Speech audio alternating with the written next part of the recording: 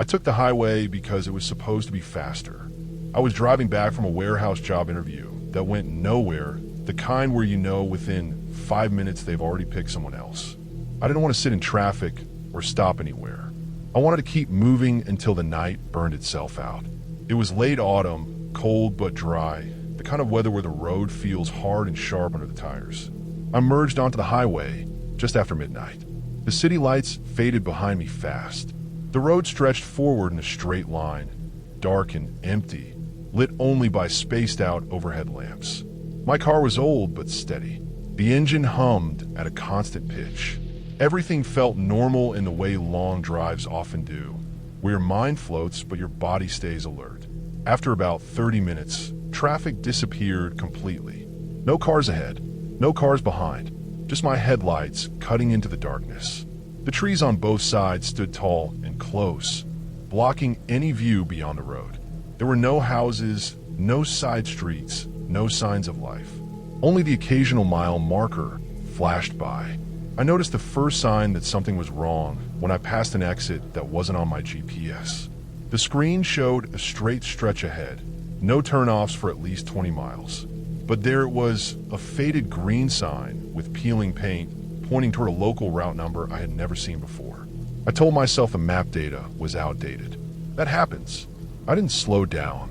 A few miles later, I passed another exit sign. Different number, same faded look, still nothing on the GPS. I checked the signal bars. None. That wasn't strange out there, but it meant I couldn't double-check anything. The road itself began to change. The pavement looked darker, rougher, like it hadn't been resurfaced in a long time. The lane reflectors were uneven, some missing entirely. I stayed in the right lane and kept my speed steady. The air inside the car felt stale. I cracked a window, letting cold air spill in. It carried the smell of wet leaves and dirt. The sound of the wind mixed with the tires and made it harder to hear anything else.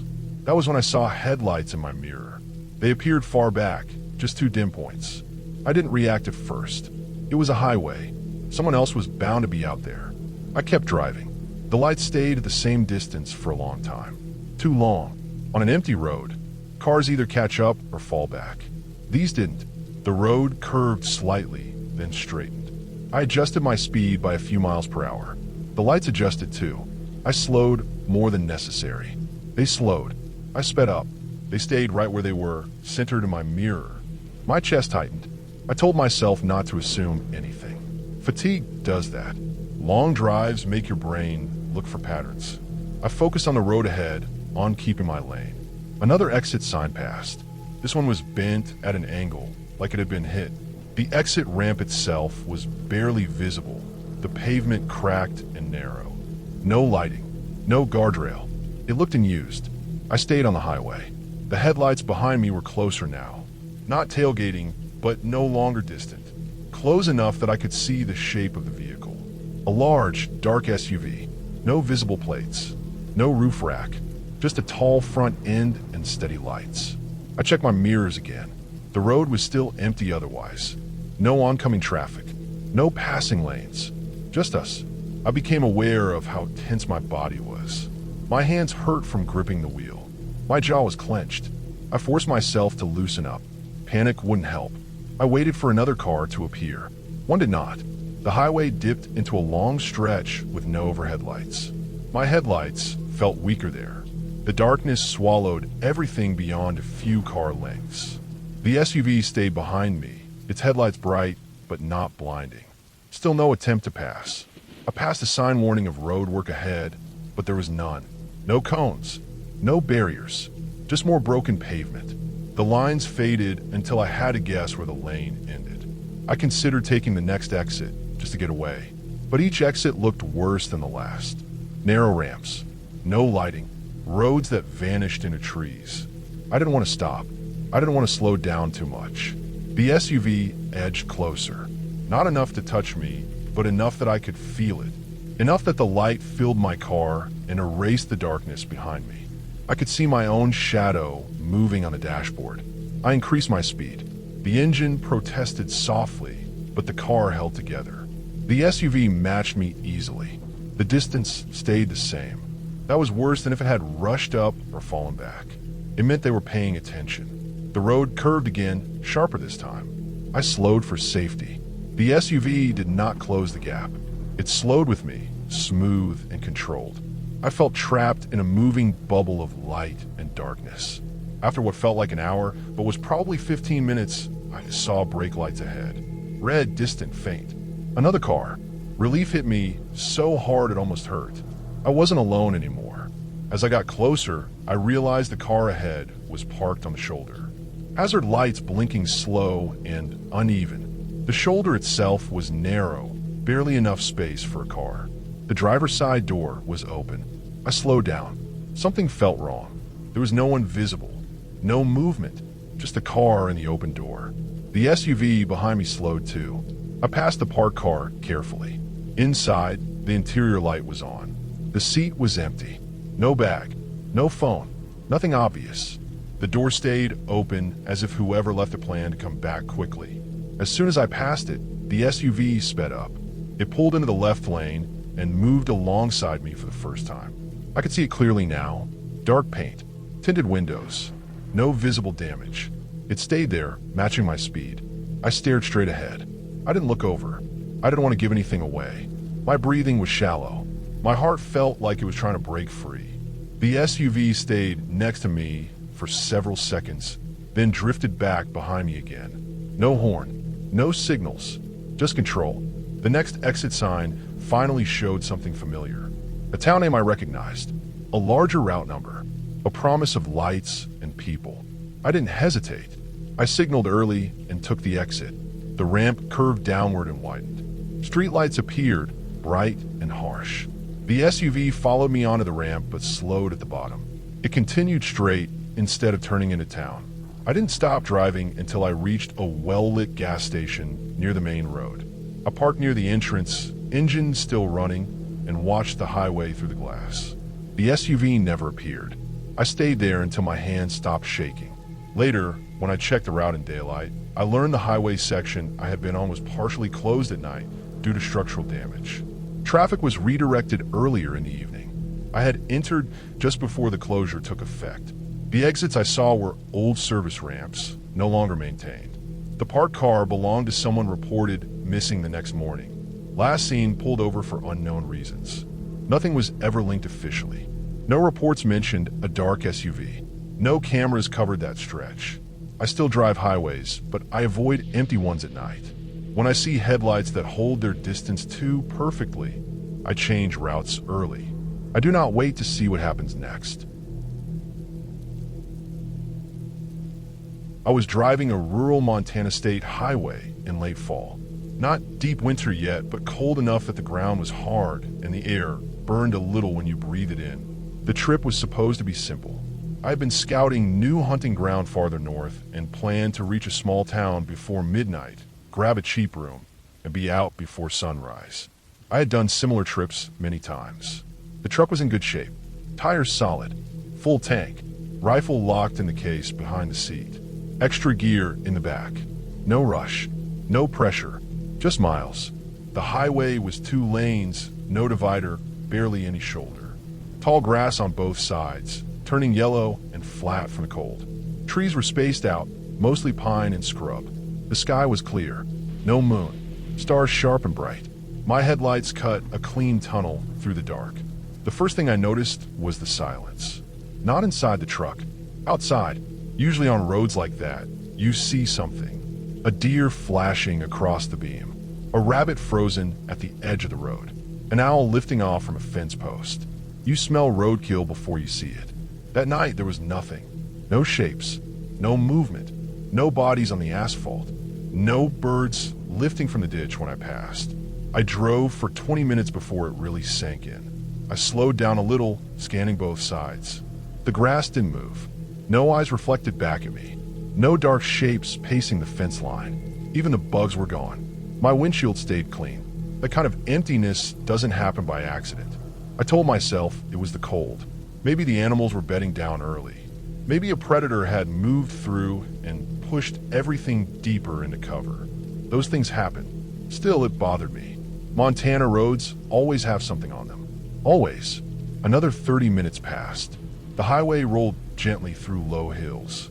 No houses, no barns, no mailboxes, just the road and the dark.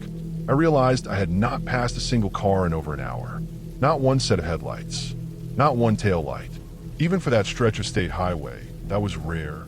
I turned the radio on. Static. I turned it off again. I cracked the window.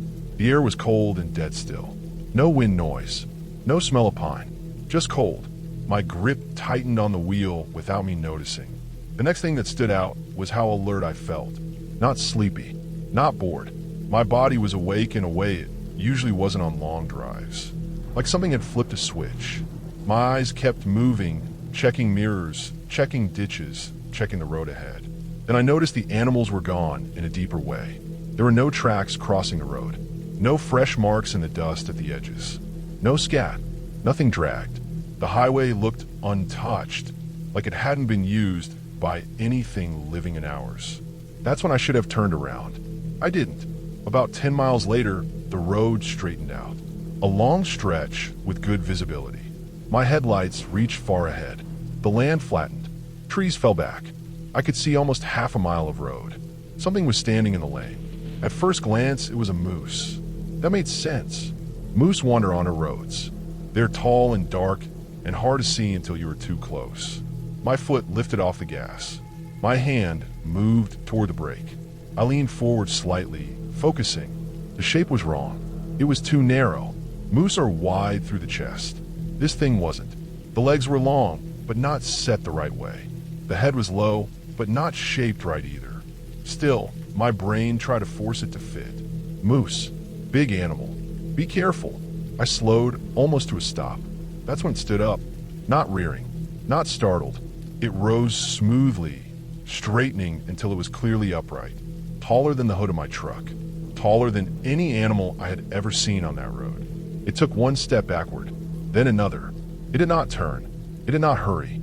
It simply stepped off the asphalt and disappeared into the dark on the right side of the road, as calm as if it had planned it.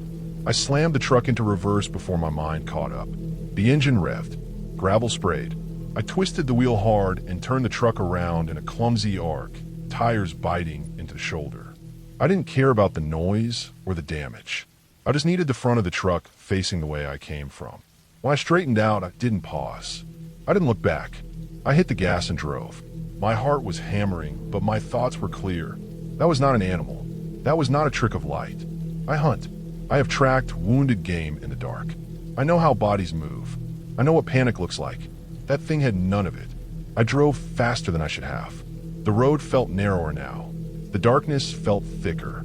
My headlights seemed weaker, like they were being swallowed instead of cutting through. I kept checking the mirrors, expecting to see movement, expecting to see a shape step onto the road behind me. Nothing followed. After 10 minutes, I slowed slightly, just enough to breathe. That's when I noticed the silence again. Still no animals. No birds flushing. No eyes. No sound of anything moving in the grass as I passed. The world felt empty in a way that pressed on my ears. I passed the spot where I had seen it without looking. I knew where it was, but I didn't want to confirm it.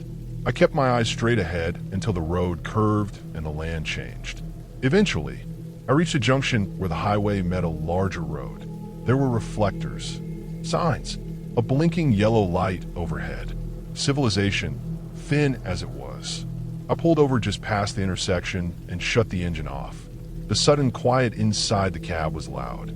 My hands were shaking. My mouth was dry. I sat there with the doors locked, watching the road behind me. Nothing came. I stayed there until another car passed, then another. I waited until the world felt normal again. Then I drove south instead of north. I did not finish the trip. I found a motel 2 towns back, the kind with flickering lights and thin walls.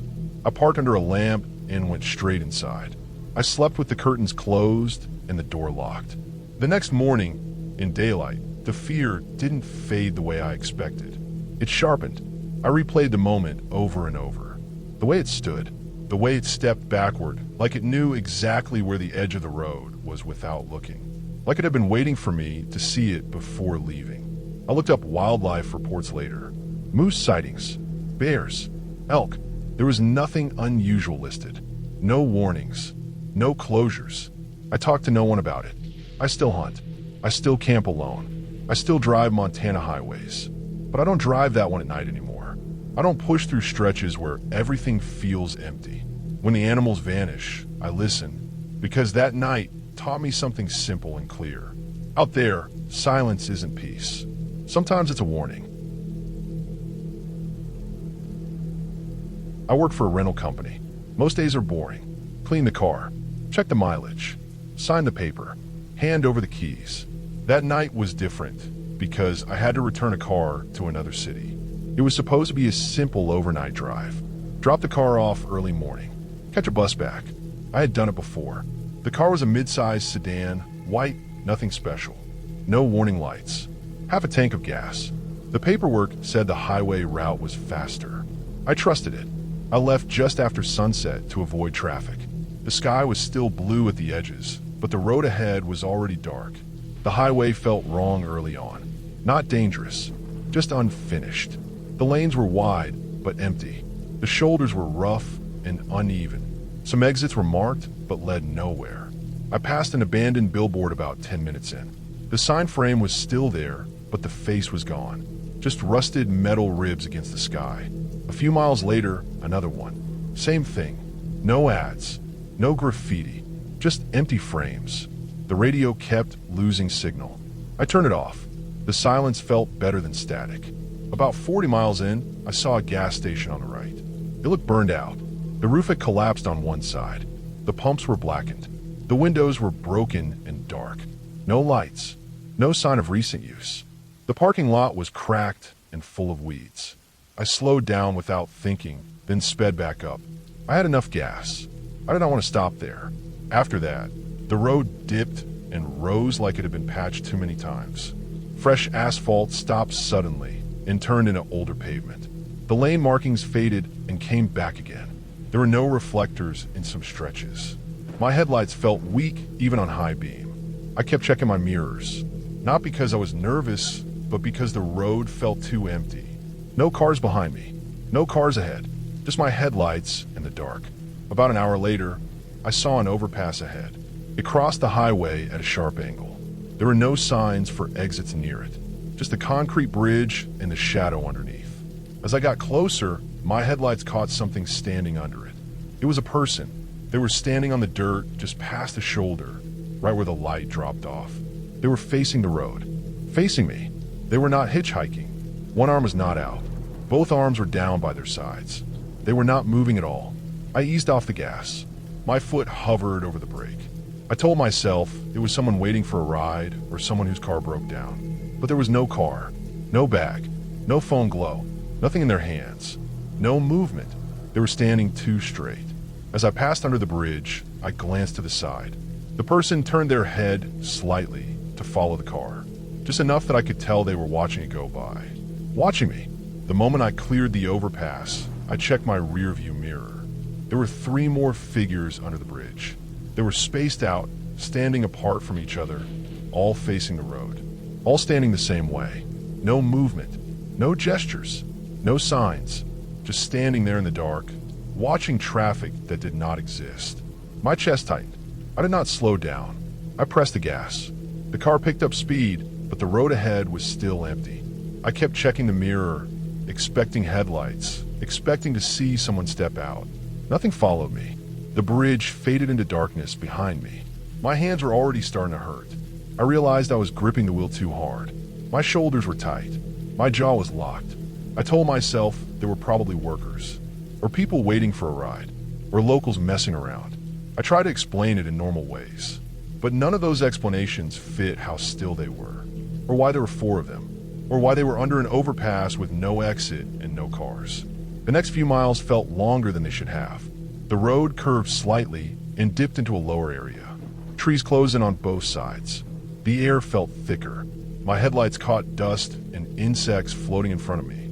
I passed another burned-out structure. This one looked like a rest stop that had been shut down. The parking area was blocked with old barriers. The building was dark, windows boarded. A sign leaned sideways, unreadable. I checked the fuel gauge again. It had dropped faster than expected. I knew it was probably normal, but it bothered me.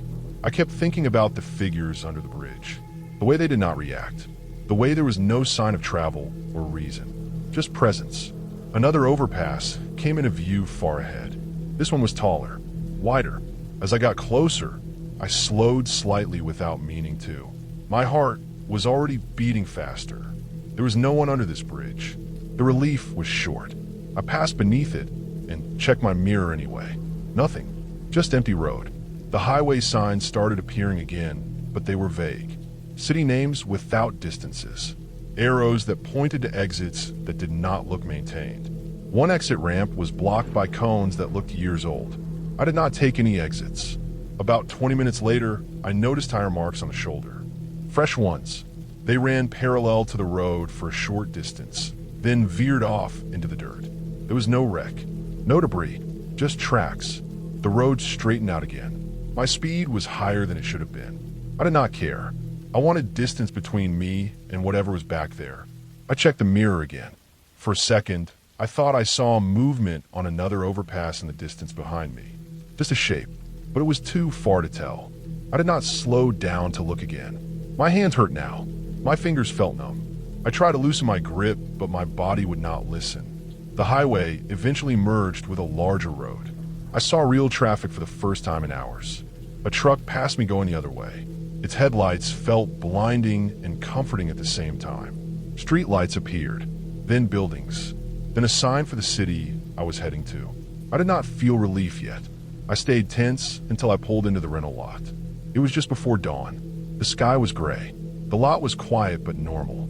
Cameras on poles, lights humming, other cars parked in rows. I shut the engine off and sat there for a full minute. My hands are shaking when I finally let go of the wheel. They ached like I'd been lifting something heavy for hours. I got out and walked around the car. I did not know what I was looking for. I just needed to see it in daylight. There was nothing wrong with it. No marks, no damage. Inside the office, I dropped off the keys and paperwork in the night box. I did not mention the drive. There was nothing to report. Nothing illegal happened. Nothing official. Later that morning, after some sleep, I looked up the highway route on a map. Parts of it were not labeled. Some stretches showed construction zones that had been listed for years. There were notes about stalled projects and budget issues. Overpasses built before exits. Roads planned, but never finished. I drove that route again weeks later during the day, following the same path out of curiosity. The overpass was there. The shoulder was wide. The dirt was packed down. There were no people, no signs, no reason for anyone to stand there. I stopped taking overnight transfers after that. I did not quit. I just asked for daytime routes. When someone asks why, I say I do not like driving tired.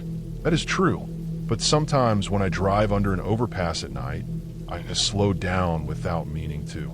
And I check the shadows under the concrete, just in case someone is standing there, watching cars go by, waiting for nothing at all. I have driven all over Texas, and I know the highways. I know the back roads. I know which ones get quiet at night and which ones don't. I've never been the type to panic while driving. I grew up on the outskirts of Austin. I've had my fair share of long, dark drives. But what happened that night made the familiar feel completely wrong. We were three of us heading to a music gig in a small town east of San Antonio. It was late, maybe close to midnight by the time we left the last gas station. The sky had that deep, almost black blue that only appears in the heart of Texas nights. I was driving my two friends in the passenger seat and the back. We had snacks, water, and a backpack or two. Nothing special. Just a normal night, or so we thought. We started on the highway, easy driving, no traffic, just the hum of the engine and the low bass of the playlist. Our GPS had been directing us the whole way. At first, it worked perfectly. Then, halfway there, it suggested a shortcut. Rerouting to save time, it said. The voice was calm, neutral, not alarmist at all. We agreed. Who wouldn't take a shortcut? The exit led us onto a road that quickly narrowed. Not just a small highway, but a back road that barely felt like it belonged on a map. Asphalt cracked, shoulders overgrown with weeds, the yellow lines fading in and out like they were disappearing into the night. We joked a little about how sketchy it looked. My friend in the front laughed, saying it felt like we were trespassing somewhere. I laughed too, but my eyes stayed on the road. The road twisted in ways that didn't make sense. We passed trees that leaned in over the asphalt, thick and close enough that my headlights barely cut through the darkness. Occasionally, the road opened into small clearings, but the darkness pressed in again immediately. My friends were quiet. The music faded into the hum of the tires. Then we saw it, a rusted truck parked on the right side of the road. It looked like it had been abandoned for years. Paint flaked off. The windows were dusty, one broken. No lights, no movement, no driver. I slowed down instinctively, keeping a safe distance. My friends noticed it too. We commented on it, wondering if it was still registered, if anyone lived nearby. Nothing seemed unusual at first, just an old truck. But then the road twisted again. A long turn, the kind that makes you think you've been driving in circles. And there it was again. Same rusted truck, same side of the road, same exact position. We all froze for a second. My friend in the back muttered, "How the hell?" I didn't answer. I slowed even more, trying to see if maybe we were seeing a reflection or a similar truck ahead. But no, it was exactly the same. We kept driving, heart started to beat a little faster, but trying to rationalize it. Maybe the GPS had led us in a loop. Roads out here can be weird. Maybe it was a twin truck or a coincidence. But then, 10 minutes later, we passed it again. Same rusted truck, same spot, same angle. No one inside, no lights, nothing. At that point, I started gripping the steering wheel tighter. My friends went quiet. The road had narrowed even more, the asphalt cracked and uneven, weeds brushing the doors. I looked at the GPS. It had no signal. Nothing but searching for GPS on the screen. It didn't make sense. We had been on this road for at least 30 minutes. I tried to stay calm. I turned on the dome light briefly to check the map on paper, but it was almost useless. The road wasn't labeled. There were no mile markers, no signs, just trees, brush, and the dark. Then, without warning, the signal came back. The GPS flickered and recalculated. A cheerful, robotic voice came back to life. Continue straight for 12 miles. But here's the thing. The map now showed us back on the highway, like we had never left it. No detour, no back road, no narrow asphalt, no rusted truck, nothing that matched what we had been driving through. We exchanged glances. My friends whispered to each other, their voices low. I didn't speak. I just kept driving, cautious but confused. The road ahead gradually widened, and after a few miles, familiar highway signs appeared. We were back on the main highway. Everything looked normal. Street lights, road markings, a few cars in the distance. It felt safe again, but that sense of wrong lingered. We didn't stop for anything. We didn't talk. No one made a joke about the shortcut. I kept my eyes on the road. The rusted truck didn't appear again. The GPS recalculated as if we had always been on the main highway. But I knew what we had just driven through.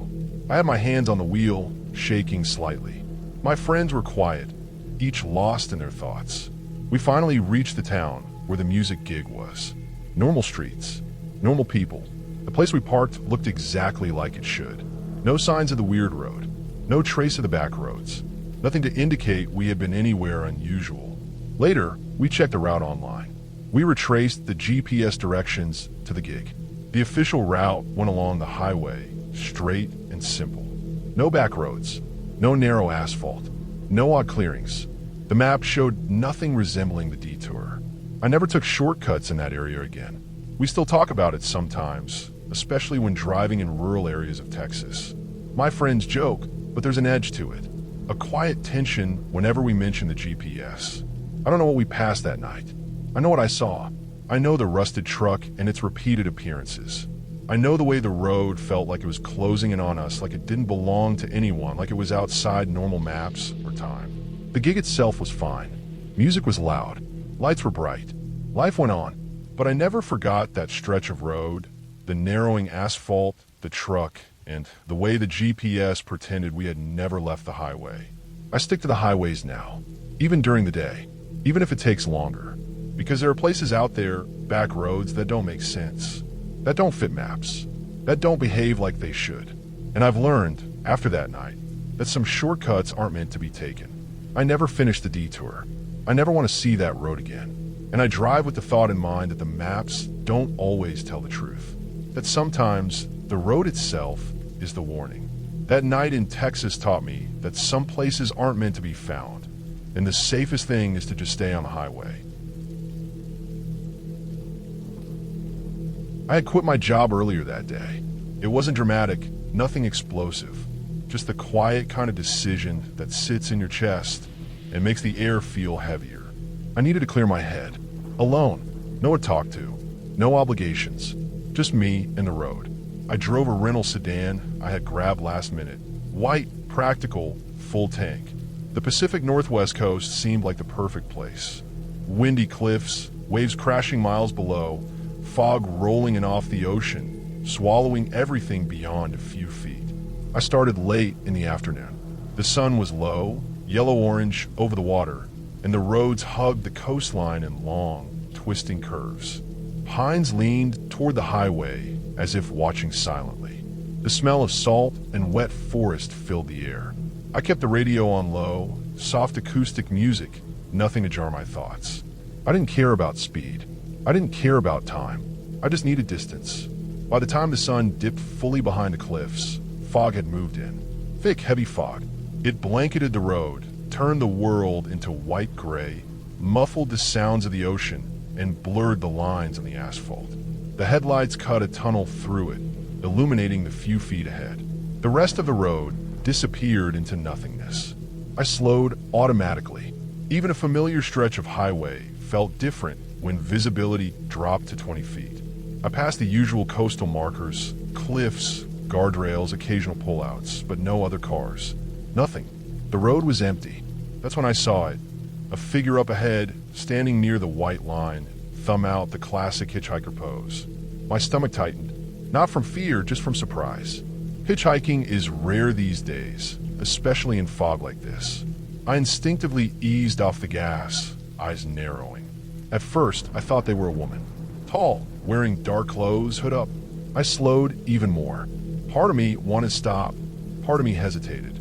Then I noticed the arm, the way it bent at the elbow. Not natural, not in a human way. I froze for a split second, heart racing.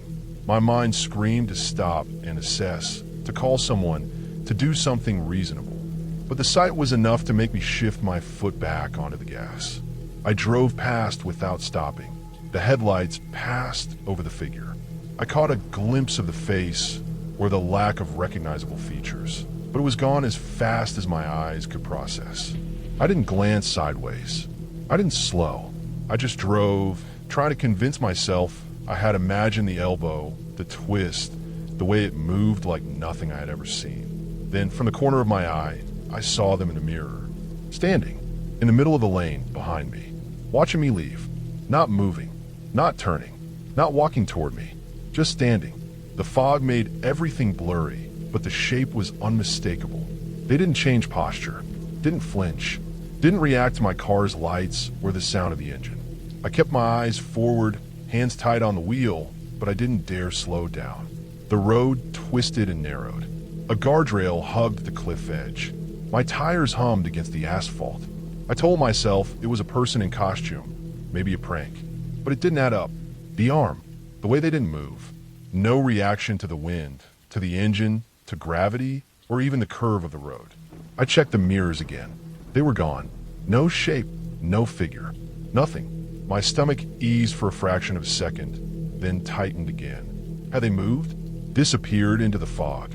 Walked off the road while I wasn't looking? I didn't stop to check. I didn't want to. I drove faster, cautiously. Every turn, every straightaway felt longer than it should have. Fog hugged the road, clung to the guardrails, obscured the drop to the cliffs below. I kept thinking about pulling over, calling someone, just needing reassurance that I wasn't losing my mind. But the cell signal was patchy. No reception for several miles. Just me, the road, and the fog. Another curve, another pullout. I passed a small overlook. Cars should have been there, even at night. Maybe hikers or late-night drivers. Nothing. No sound. No headlights. No movement. Even the gulls were silent. Nothing calling from the cliffs. The silence pressed in on me, heavy and unnatural. Then I passed a fence line, old wooden posts leaning, broken wire hanging in places. The fence led to a small clearing, barely visible in the fog. My headlights swept across it, and I thought I saw movement, but it was gone before I could focus. My pulse jumped. I tightened my grip. The road curved sharply, and I focused on driving, refusing to glance at the mirrors again. The miles passed slowly. Every time I thought I was calming down, I remembered the figure, the elbow, the stillness, the way it had been watching me. Rational thought kept trying to catch up. Maybe it was someone injured, maybe a trick of the fog and shadows, maybe fatigue playing games. But nothing fully explained it. Eventually, the road straightened. Fog thinned slightly. Lights appeared in the distance. Signs for small towns, for gas stations, for pullouts. Civilization. Real, tangible, recognizable. My hands were sore from gripping the wheel. My teeth clenched from tension. I slowed as the fog lifted.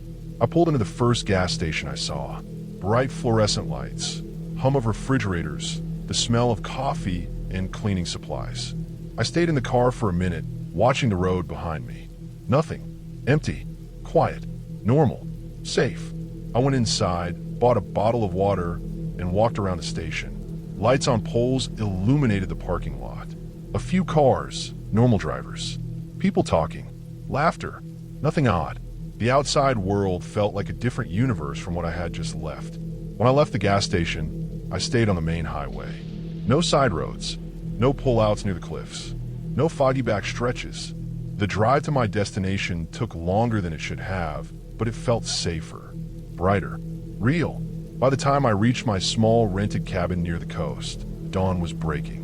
The fog had retreated to the cliffs, drifting slowly over the water. I unpacked the car, sat on the porch, and breathed. The ocean sounded normal. Birds called. Waves broke. Everything behaved exactly as it should. I never saw anyone on that stretch of road again. I never took that route alone at night. I still drive the Pacific Northwest highways, but I stay on well-lit roads. I stay where other cars are visible. That night taught me something simple. Sometimes the world shows you something that doesn't make sense, and the best decision is to leave it behind. I cleared my head eventually, but I never forgot the way that figure stood, elbow bent wrong, watching me drive past without moving. The memory is still vivid, sharp against every coastal drive I take, a reminder to trust instincts, to respect the quiet, and to always stay alert when the fog rolls in. I was driving late at night because it felt easier than sitting still. Sleep hadn't come for days, and the quiet of my apartment made my thoughts louder. I decided to take the highway and keep moving until my body gave up. There was no destination in mind. I just wanted distance from the walls around me. I merged onto the highway a little after 1 a.m. The city lights faded behind me in a slow glow, replaced by long dark stretches broken by evenly spaced lamps. The road was dry, the air cold enough to stay sharp in my lungs. My car felt steady beneath me, familiar in a way only old cars feel. The engine made a low, constant sound that settled my nerves. Traffic thinned fast. Within minutes, I was alone in my lane with no one ahead and no one behind. The highway cut through empty land, trees pressed close on both sides, their shapes blending into one dark mass. Reflective signs appeared and vanished as I passed them. Mile markers clicked by without meaning. Time started to stretch. The road stayed straight for long periods, then curved just enough to break the monotony. I kept my speed steady. The radio stayed off. Any sound beyond the engine felt intrusive. After a while, I noticed something small but off. The overhead lights were no longer evenly spaced. Some sections were darker than others, long gaps where my headlights did all the work. The pavement looked older too, patched in places, the lines less clear. I checked the GPS mounted near the dash. It still showed me on the same highway, no warnings, no detours. I passed an exit sign that looked worn, the lettering faded and dull. The exit number didn't match the sequence I remembered, but I didn't trust my memory at that hour. I stayed on the road. A few minutes later, headlights appeared in my rearview mirror. They were far back at first, just two pale dots floating in the dark. I barely reacted. Late-night drivers cross paths all the time. I focused on the road ahead. The lights stayed behind me longer than expected. They didn't gain ground or fall back. I adjusted my speed slightly. They adjusted too. The distance remained the same, precise, like it was measured. I told myself it meant nothing. Maybe the driver used cruise control. Maybe they were tired like me. Still, I became more aware of the mirror than the road ahead. The highway dipped into a shallow valley where fog gathered low over the asphalt. My headlights cut through it in a narrow tunnel. The car behind me stayed just outside the fog, its lights dimmed by the haze. The effect made it harder to judge distance, but I could tell it hadn't turned off. When I emerged from the fog, the lights were still there. I checked my phone. No signal. The battery icon glowed red. I set it back down and tightened my grip on the wheel. Another exit sign passed. This one leaned slightly, as if the ground beneath it had shifted. The exit ramp itself was barely visible, the pavement cracked and unlit. It looked unused. I stayed on the highway. The car behind me moved closer, not enough to crowd me, but close enough that its headlights filled my mirrors. I could see the outline now, a dark sedan, low and wide. No visible markings. The windshield reflected my own brake lights faintly. My breathing became shallow. I slowed down a little, hoping the driver would pass. The sedan slowed too. The distance stayed exact. The highway curved left, then right. Each movement I made, the car mirrored. The feeling settled in slowly, heavy and cold. This was not random. I watched for other traffic. None came. The road felt sealed off from the rest of the world. The trees pressed closer, their branches forming dark arches over parts of the highway. Some of the reflectors along the edge were missing, leaving gaps that made the road harder to read. I passed a sign warning of reduced speed ahead. There was no visible reason for it. No construction, no cones, just more rough pavement. I considered taking the next exit, but fear held me in place. The exits looked worse than staying on the highway. Narrow ramps, no lights, no signs of buildings beyond them. The sedan edged closer again, its headlights bright enough to cast my shadow across the dashboard. I felt exposed, like I was being studied. I increased my speed. The engine protested slightly, but the car held steady. The sedan matched me without effort. The distance stayed fixed, deliberate. The realization settled fully then. Whoever was behind me was not just driving the same way. They were choosing to stay with me. I focused on staying calm. Sudden moves would only make things worse. I kept my lane, kept my speed, kept breathing. Ahead, I saw brake lights, red dots in the distance. Another vehicle. Relief surged through me. The world felt wider again, less sealed. As I got closer, I realized the lights weren't moving. A car sat on the shoulder, hazard lights blinking slow and uneven. The shoulder was narrow, barely enough space for the vehicle. The car's trunk was open. I slowed down, uneasy. The sedan behind me slowed too. As I passed the stopped car, my headlights swept across it. The interior light was on. The driver's seat was empty. No movement anywhere around it. The trunk held nothing but a few loose items that shifted in the light. The open trunk felt wrong, like an invitation, like bait. As soon as I passed it, the sedan accelerated. It pulled in the left lane and came alongside me. For the first time, I could see it clearly. Dark paint, clean body, tinted windows that reflected my headlights back at me. I stared straight ahead, refusing to look over. The sedan stayed beside me longer than necessary, matching my speed perfectly. The road ahead remained empty, the dark stretching on without promise. Then just as suddenly, the sedan slowed and dropped back behind me. My heart hammered against my ribs. My hands ached from gripping the wheel. I waited for the next move. The next exit sign showed a familiar town name. Relief washed over me so hard it made my vision blur. I didn't hesitate. I signaled early and took the exit. The ramp curved downward toward a cluster of lights. Street lamps appeared, bright and harsh after the darkness. Buildings came into view. The sedan followed me onto the ramp, but slowed near the bottom. It continued straight instead of turning toward town. I kept driving, not stopping until I reached a well-lit parking lot near a 24-hour store. I parked under a light and shut off the engine. The silence felt heavy. I sat there for a long time, watching the road, waiting for the sedan to appear. It never did. Later, after rest and daylight, I checked local reports. That stretch of highway had seen several late-night incidents over the past year. Vehicles found abandoned. Drivers reported being followed, but never able to describe who or why. The exits I passed were old service ramps, still listed but no longer maintained. Nothing was ever connected officially. No suspects. No clear pattern. What stayed with me was not the fear, but the control. The way the other car matched every move without rush or mistake. It wasn't random. It wasn't confused. It was patient. I don't drive late at night anymore unless I have to. When I do, I avoid empty highways. I choose routes with lights and traffic, even if they take longer. I no longer believe that being alone on the road means being free. I was driving because I needed distance, not because I enjoyed it. I had taken a temporary contract 3 states away and decided to move my things myself. Flying felt wrong. I wanted the long road, the time to think, the sense that I was doing something physical to leave my old life behind.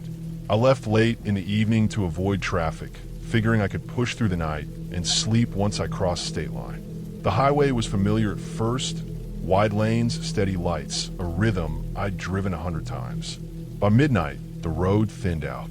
Fewer exits, fewer signs, the kind of stretch where gas stations are far apart and the darkness feels heavier. The dashboard clock glowed dull blue. The hum of the tires became the loudest thing in the car. I kept the radio low, not because I wanted silence, but because loud sound felt wrong out there. The air smelled faintly of old fabric and coffee from earlier. Everything I owned rattled quietly in the back. A construction detour pushed traffic onto an older highway. The lanes narrowed. The pavement changed texture, rougher, patched in places. Reflective paint looked faded, like it hadn't been refreshed in years. The detour signs were temporary and crooked, leaning slightly as if someone had hit them before. Once I committed to the exit, there was no easy way back. I told myself it was fine. Detours always looked worse than they were. The road started to wind. Trees pressed closer on both sides.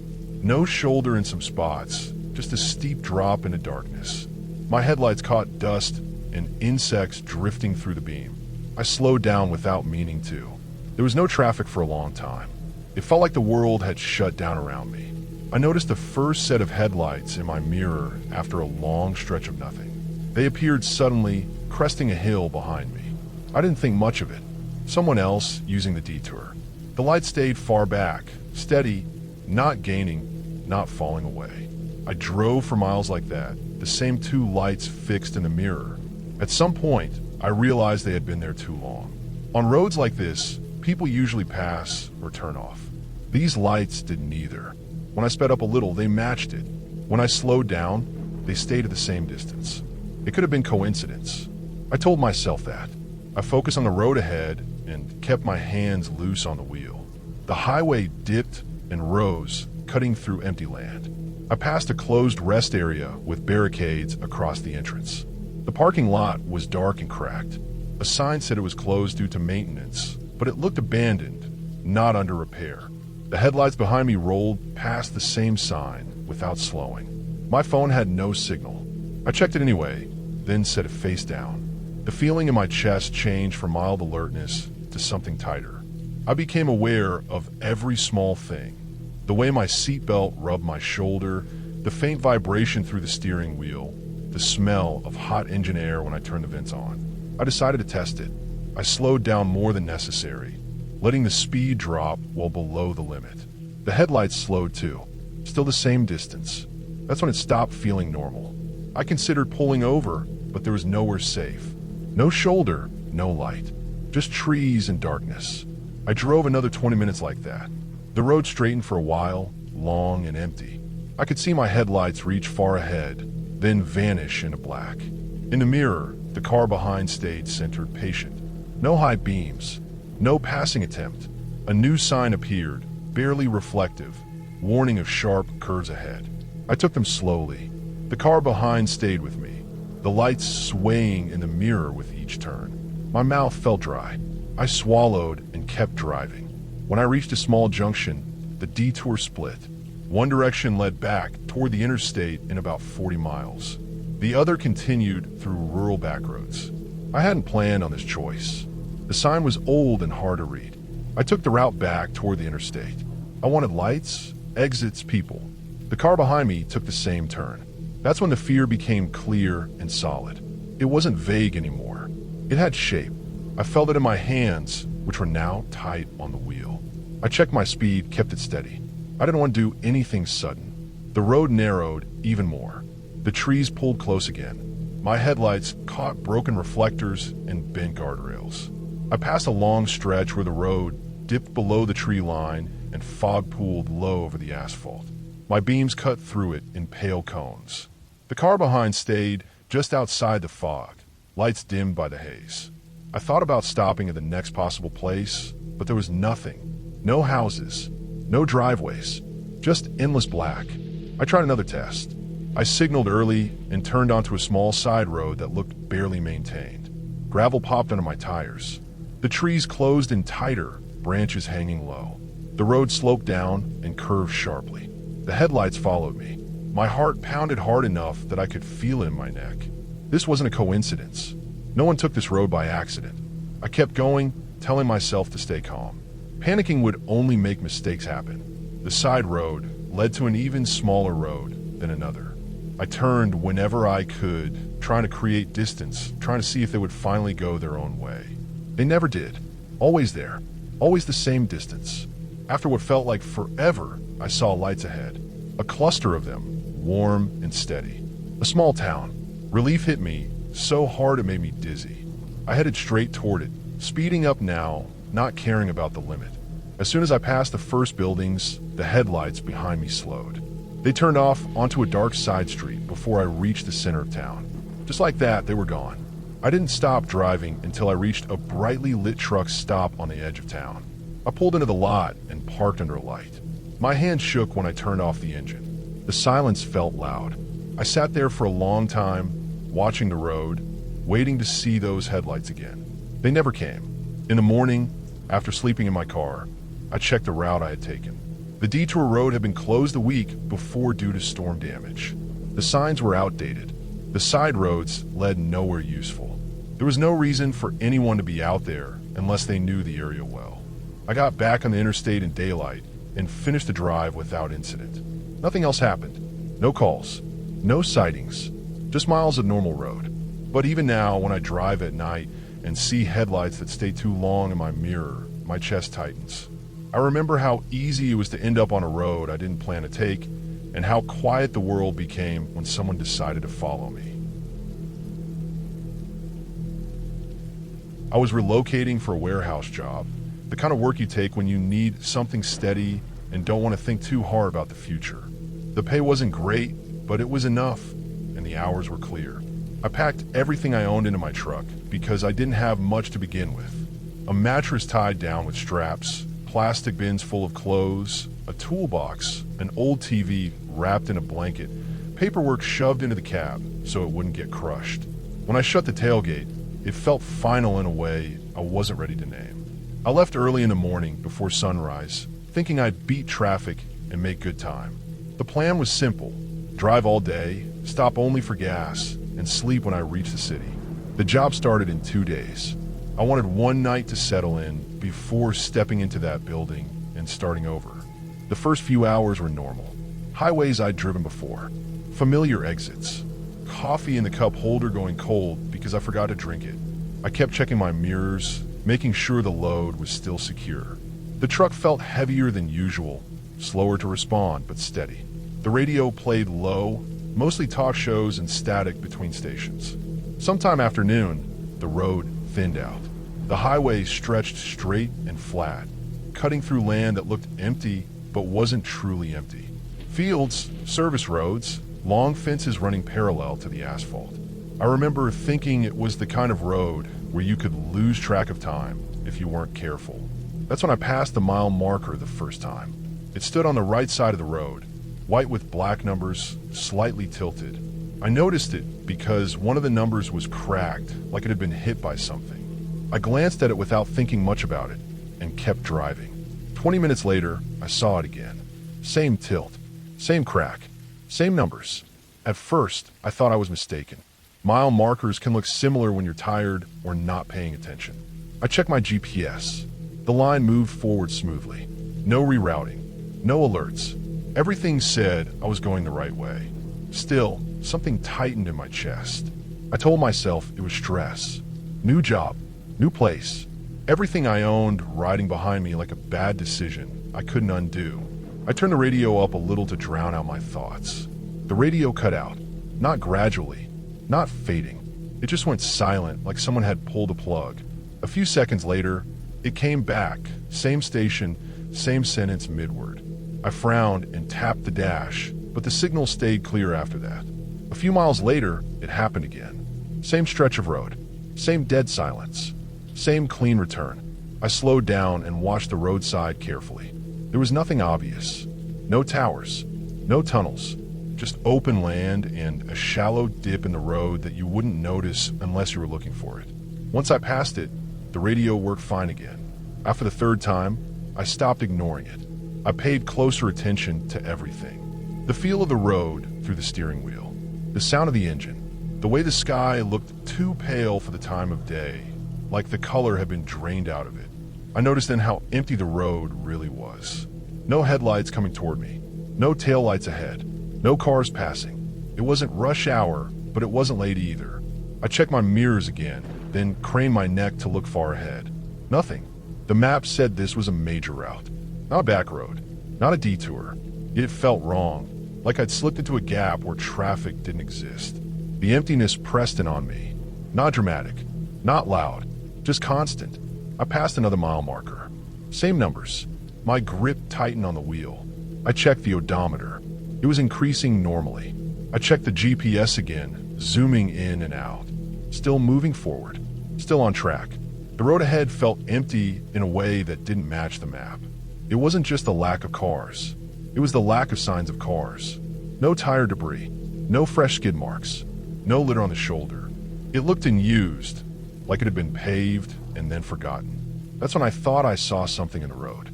It was far ahead, near the point where the asphalt blurred into heat shimmer. Tall. Still.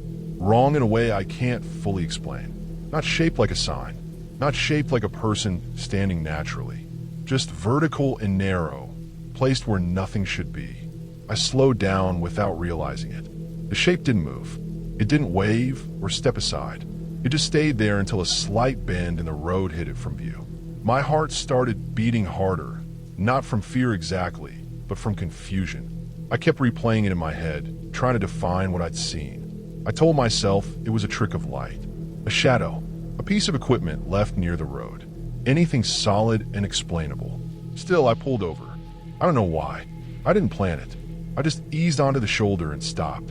The sudden quiet felt heavy. When I stepped out of the truck, the air was still and dry. No wind, no distant engines, just my own footsteps on gravel. I stood there for a minute, scanning the road ahead and behind. Nothing. Perfectly empty in both directions. I walked a few steps forward, then back, my boots crunching too loud in the silence. After a few minutes, I got back in and drove on. The shape didn't appear again. The road stayed straight. The mile markers stopped repeating. The radio behaved normally. Slowly, the tension drained out of me, replaced by embarrassment. I laughed at myself once, short and dry, and shook my head. I finished the drive without anything else happening. That night, after unloading what I could and collapsing onto the mattress on the floor of my new place, I checked my dash cam. I wasn't looking for proof. I just wanted reassurance. Something to confirm I'd imagined it. The footage played normally until the moment I first slowed down. Then it skipped, not froze, not glitched across the whole screen. Just jumped ahead several seconds. I rewound and played it again. Same result. I scrubbed through frame by frame. That specific stretch of footage was corrupted. Only that part. Before it, clear road. After it, clear road. No visible damage to the file beyond those missing seconds. The timestamp jumped forward, clean and precise, like the camera had been turned off and on again. I checked the file details. No errors reported. No system warnings. I checked the rest of the drive. Everything else was intact. I sat there for a long time, staring at the paused screen, my reflection faint in the glass. Eventually, I closed the app and turned the phone face down. The next day, I drove the same route in daylight, curious despite myself. The road was busy. Trucks, cars, normal traffic. The mile markers progressed like they should. The radio didn't cut out once. There was nothing unusual to point to. Nothing I could show anyone and say, this is where it happened. I took the job. I settled into a routine. Time passed. But even now, months later, I keep the dash cam running. I don't drive when I'm too tired. I don't ignore small details anymore. And when I pass a stretch of road that feels too empty for what it's supposed to be, I don't speed up or slow down. I just keep going, eyes forward, waiting for the moment when the world feels normal again. I was driving late on a rural highway in Oklahoma, heading back home after a long week at a construction site. I had left the job early in the evening, tired, covered in dust and sweat, and looking forward to a quiet night. The sky had already turned a deep shade of blue, and the edges of the clouds caught the last streaks of sunlight. My truck hummed steadily beneath me, tires gripping the road, headlights cutting through the gathering darkness. The highway was mostly empty. I hadn't passed another car for nearly 20 minutes, and the silence of the road felt complete. At first, I noticed the smell of the fields along the roadside. Corn and wheat mixed with the faint scent of dry soil. Occasional farmhouses appeared, lights glowing dimly in the distance, then vanished behind me as I drove. I kept the windows cracked slightly, letting the cool night air in. The engine's rumble and the occasional sound of gravel under the tires were the only constant noises. As the miles passed, I began noticing small, unsettling details. Crows that usually roost along the fences were gone. The ditches that often held rabbits, raccoons, and the occasional fox were empty. Even roadkill was absent, which was unusual for a long stretch of highway like this.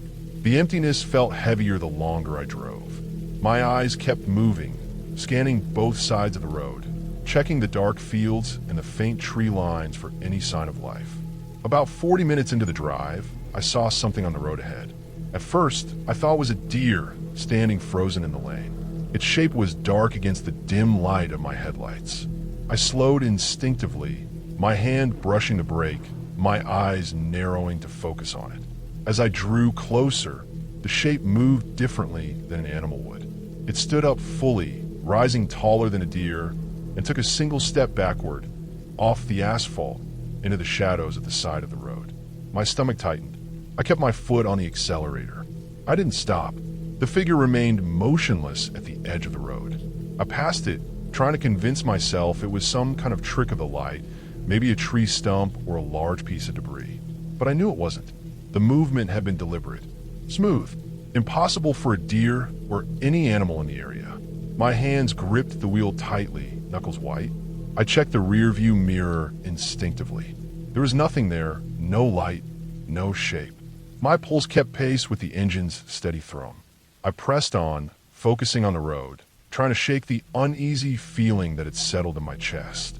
The highway began to twist and curve as it followed the natural rise and fall of the land. The fields on either side narrowed, replaced by thicker patches of trees. Pine and oak formed dense shadows, and my headlights barely penetrated the darkness. I found myself slowing slightly again, my eyes straining to pick out the edges of the road and the shoulder. The silence persisted, and with it, the sense that the world around me had changed. I passed a small bridge over a creek, the water invisible beneath the black surface. The guardrails were dented and rusted in places, and the reflection of the headlights shimmered across the wet metal. My mind kept returning to the figure on the road. I cannot explain what I had seen. The motion, the size, the stillness once it had stepped to the side, all of it defied any reasonable explanation. As I drove, I noticed more subtle oddities. Fence posts that should have been evenly spaced were crooked or missing entirely. Signs marking field boundaries or cattle crossings were either faded beyond recognition or had disappeared. The road surface itself seemed different. Sections were rough and patched, others freshly paved, but the transitions were uneven abrupt, like someone had tried to fix parts in isolation without regard for continuity. The longer I drove, the more the highway felt unfamiliar, as if it were slightly out of alignment with the maps in my mind. I continued for another 20 minutes, my mind circling back to the figure again and again. The logical part of me searched for explanations. It could have been someone standing off the road, a person waiting for a ride, or perhaps a farmer checking fences. But the height, the unnatural step backward, the stillness and the shadows, none of it fit. I had been driving these roads for years. I knew the patterns of the land, the wildlife, and the occasional lone pedestrian. This was something else. Eventually, I reached a stretch where the trees opened into rolling fields again. Moonlight broke through the clouds, silvering the tips of the grass and illuminating distant barns. I could see a few cars on intersecting roads in the distance. Civilization felt closer, safer, more predictable. I eased the truck to a slower speed, my tension gradually easing. I glanced in the rearview mirror one last time before reaching the junction. Nothing. The darkness behind me remained empty. When I turned onto the larger highway, signs and reflectors became familiar again. My headlights caught road markings clearly. Streetlights appeared at regular intervals, and I could see other cars approaching. I kept driving cautiously, but the sense of unease faded as I merged into normal traffic. The tension in my shoulders relaxed, my knuckles softened, and the world felt grounded once more. By the time I reached the exit for my small hometown, I had regained a sense of normalcy. The familiar streets, the lights of houses, and the occasional dog barking restored my sense of reality. I parked my truck at home, cut the engine, and sat for a moment, staring at the dashboard. The highway, the figure, the silence, they were all behind me. The memory remained, but the danger, the unknown, was gone. I later checked the stretch of highway on a map. It was exactly as I remembered it, continuous and marked, with no indication of anything unusual. I told myself it had to be a trick of perspective, the fog, the shadows, fatigue, or my mind filling in gaps. Yet, every detail remained vivid in memory. The movement, the unnatural step, the silence, and the absence of life along that stretch of road. I don't drive that route at night anymore. I take the highways where lights are consistent and traffic is predictable. The experience taught me something simple but important. Even familiar roads can surprise you, and instincts matter. The figure I saw, whatever it was, never moved, never followed, and never appeared again. I reached home safely that night, and in daylight, everything appeared ordinary, unchanged. But the highway, the stillness, and the moment of inexplicable movement remained etched in my mind, a reminder that sometimes the real unknown doesn't need explanation. It just exists briefly in the space between one turn and the next.